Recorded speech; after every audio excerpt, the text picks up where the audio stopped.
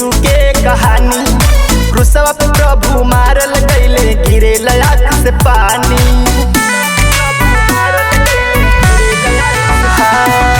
Bible वचन में लिखल बाटे यीशु के कहानी।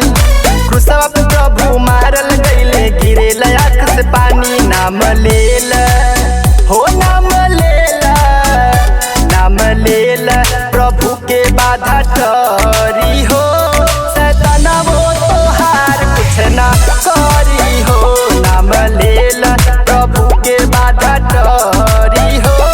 सैताना वो तोहार कुछ ना करी हो, करी हो।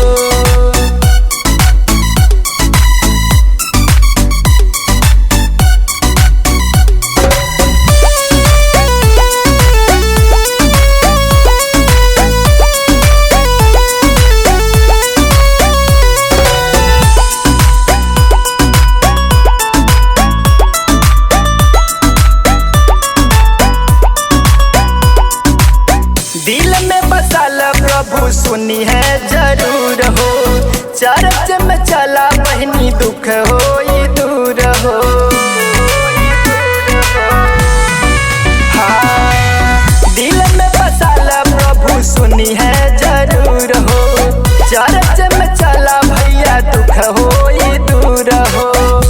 होइबा प्रभु के होइबा प्रभु के, होइबा प्रभु के मुकदमा में बरी हो। सैताना वो तोहार कुछ ना करी हो।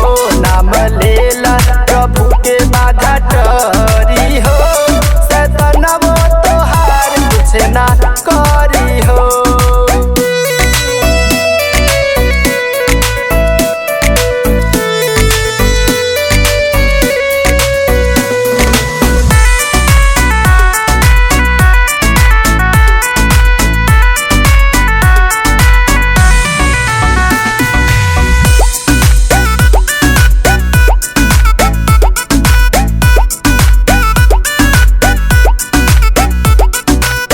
जे केहू जिएला प्रभु के सहारे, सुखमय जीवन होला प्रभु दुख टारे। जे केहू जिएला प्रभु के सहारे, सुखमय जीवन होला प्रभु दुख टारे।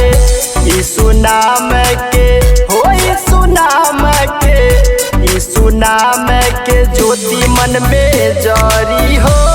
सैताना वो तोहार कुछ ना करी हो। नाम लेला प्रभु के बाधा टरी हो।